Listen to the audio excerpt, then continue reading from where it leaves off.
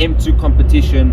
And I just want to start off by saying a big thanks to 4Bar for allowing us to review a beautiful M2, unlike the new one. And I don't care if you guys want to fight me on that, but it just does not look as good as this.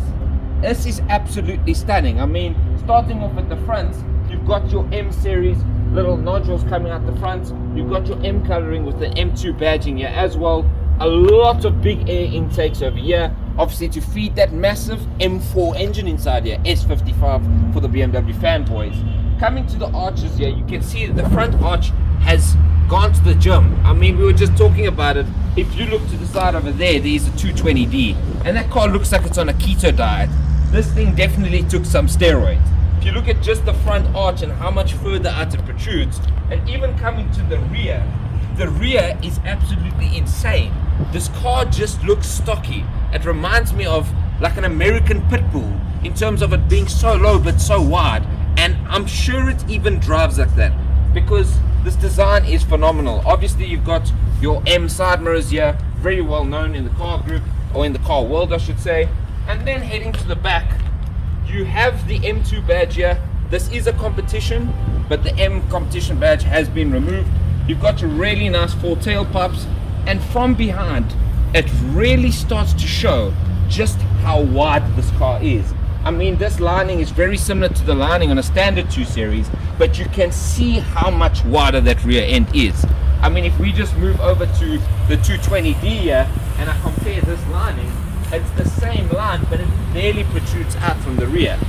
This is just an absolute monster in design. Now heading to the other side of the rear end here, you can see these really stunning BMW M competition wheels that came on the M2 here, as well as some M drilled brakes. Now these don't have any carbon ceramics, but they will stop you really quickly. You might not get going as quick as you think, even with those beefy 265s on the back, because this car might spin till tomorrow. But otherwise, talking about the general design, obviously I didn't mention on the other side you do have the little M plasticky piece here, almost like a fin on the side here, which comes with all your cars, your M2s, your M4s, and has really become distinguished to the M car. You have a nice side skirt, and it just feeds into what this car is in terms of design, which is a really brutal, mean looking, powerful looking car. So let's head inside and see what it's about. Now that we're in the interior of the M2 competition, I do have to say it is very reminiscent of the M240i that Matteo and I were in a couple months ago. The key differences that you get in this car, you get the M1 and M2 mode buttons over there to change the driving dynamics of this car. You also get different paddle shifters because this is a 7-speed DCT transmission instead of the 8-speed ZF transmission that you get in the M240i. You also get a red start stop button that you can see over there. And then if we look into the gauge cluster, it's kind of a digital gauge cluster, but it is still analog. But the way BMW engineered it was to make it look like it's more of a futuristic design. And I do prefer this gauge cluster compared to modern BMW's gauge clusters because it just looks a bit more cleaner, it looks a bit more sweeter in some instances. And materials over here, you can see it's still a 2 series at the end of the day, so you won't really have the most high-end top quality that you're getting, maybe something like an M5 or an M4, because this is kind of the cousin to the M4, but we'll get to that when we get to the engine. And for the infotainment system, it is the older iDrive system. I have nothing much else to say. It works fine. You have your radio. If we look at media, com, menu, map, it's all good, it's all the same, not much difference as you can see. And as I was telling you, it really is still an M2. Well, it is M2 series at the end of the day.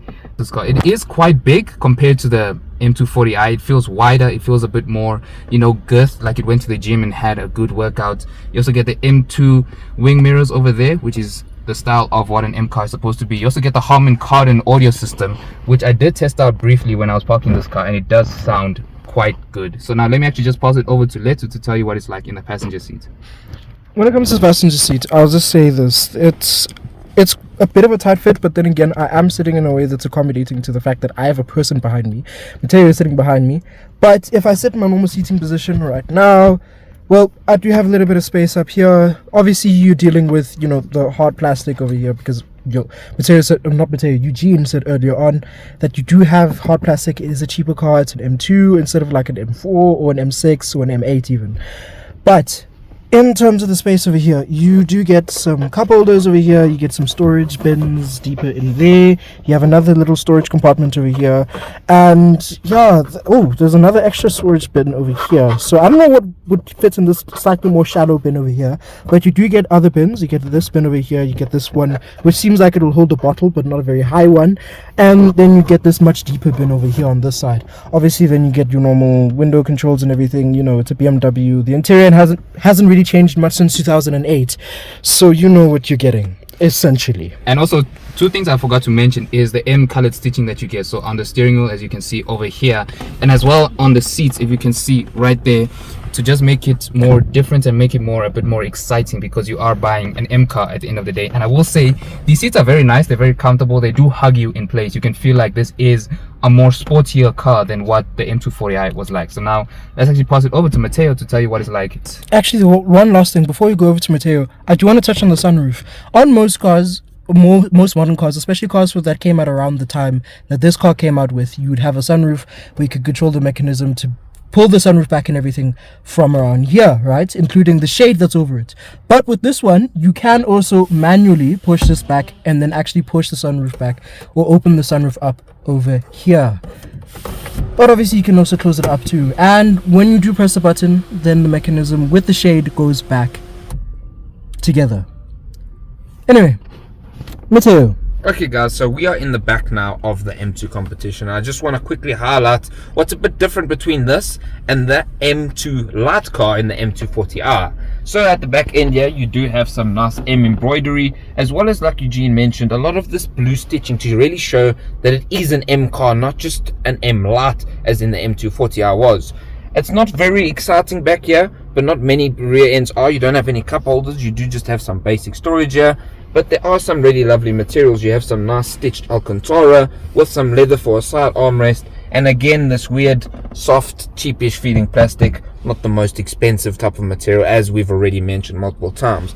But the seats are really nice, and it does feel a bit more spacious in the rear end than the M240 does, and that's mostly is because this car is a bit bigger, a bit wider, and so inside of the car is also a bit more spacious, a bit wider, so your rear passengers are actually really comfortable. As that you said, he's in his preferred driving position, and if I arch my back forward and put my legs forward, you can see there's still ample space here, and I do have a decent enough headroom. Now if you are over 6 foot, as we generally say or generally compare, you might have some slight issues. BMW has done a thing where this rear piece is raised a bit here where your head would lie, so there is a bit more space than if you were forward.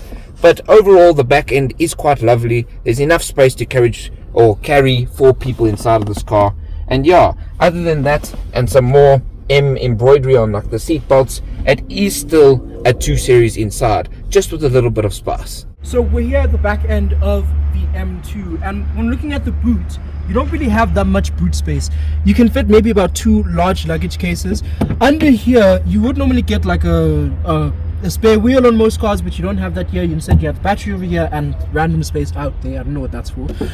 But on the sides, you do get a little side area here with a charger over here, and then over there you do get a net that covers this little area here. You can store like wines, whatever liquids that you don't want to be throwing around, especially since this car is rear-wheel drive, or you could just store the oil that you need, because this is still a BMW, so you're going to need some extra oil to be able to take care of that engine. Speaking of which, let's go to the engine. Moving underneath the bonnet of this car, this is the exact same engine as in the BMW M4 F82 generation. So this is the S55 3-liter twin turbo straight 6, putting at around 302 kilowatts and 404 horsepower and around 550 newton meters of torque. Now because this is the M2 and they didn't want to really make it compete against the M4, they had to detune it, because if you're buying an M4 from the same generation and then you look at this, pretty sure a lot of people would have gone with this more, because it would have made sense a bit more, because it's a bit smaller, it's a bit more compact, so that you can use it more, a better daily driver. And as well, I also want to talk about the carbon fiber strut brace that you get right here, which signifies that this is a full fat M car. But one thing I do have a gripe with, because this is a BMW, you will get some remarks that it does still have oil stains and old things that remind you that, yeah, if you buy this car, just make sure you look around. And other than that, let's start it up so that you can hear how this glorious engine sounds.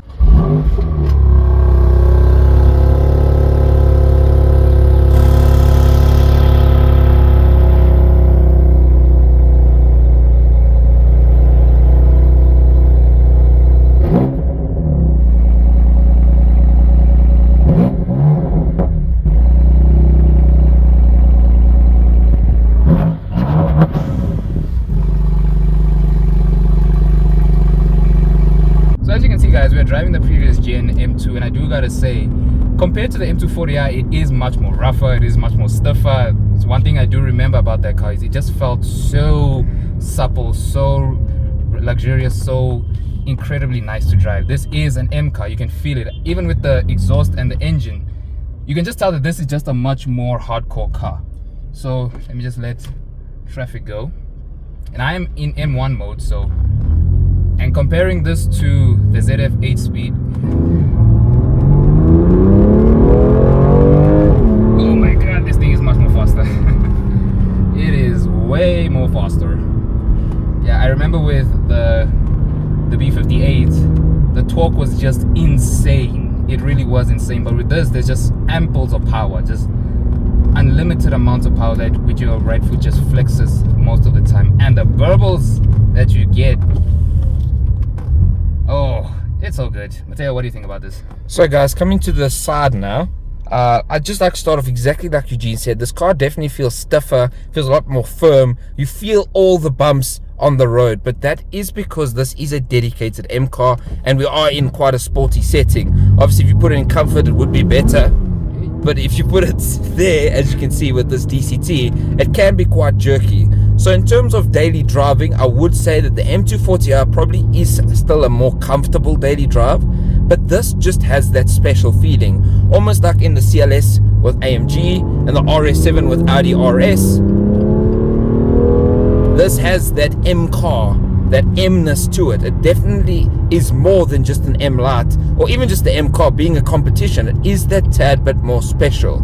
And honestly, that was even just half throttle. I didn't even push it at all. That was just half and you're already getting going. But it's because of the size of this car. You know, in a regular M4, it's quite a bit bigger than this. Although I wouldn't say it's massive. But compared to the M4 of the generation, it just feels like this is a much more go-kart car. Okay guys, so just a quick mention now while we're getting ready to drive. The seat belts are quite far back, being a two-door, and as you can see, the gearbox is quite jerky, being a DCT, but it's nothing too unlivable. So we're gonna go out now to a bit of a straight and some corners to just test how this car handles. And knowing that it's an M car, knowing what M performance is all about, being more track orientated, being more driver orientated, I cannot wait to see what it's like. So now we're on a bit of a straight, and you can just feel how strong that motor is. There's no lack of power, no lack of torque, and it just wants to go. We were saying this DCT really feels or makes you feel like you have to drive this car hard. You cannot drive it slow. BMW does not want you to drive this slow, and that's why when you try to pull off slowly or go slowly, it's quite jerky. But that jerkiness fades away as soon as you get to some tight bends or a long straight where you can put your foot down and really feel the capabilities of this car. Now, talking about the handling, it is absolutely phenomenal. I mean, we're coming into a really nice corner here and it's just stiff. The car feels good. You know where your hands are going. You know where the front of the end of the car is going. It feels like well pointed. It feels like it's executing sharply. This is like a precision assassin that gets the job done to the T when you're going through corners. And in terms of handling, as you can see, it just sticks. And it just feels so lovely to drive. I mean, we've driven the big boys of the RS and the AMG, but those were quite big. And obviously there was quite a big bump there, and it actually handled it really, really well. It was quite comfortable. It wasn't too bad inside.